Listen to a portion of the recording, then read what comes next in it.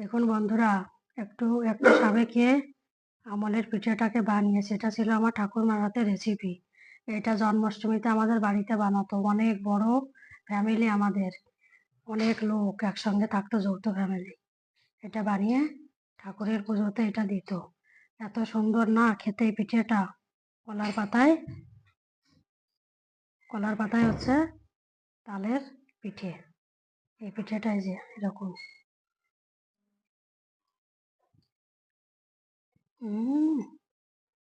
এত সুন্দর হয়েছে না, এর স্বাদটাই অন্যরকম, একেবারে সম্পূর্ণ আলাদা স্বাদের একেবারে। এরকম আপনারা বানিয়ে খাবেন।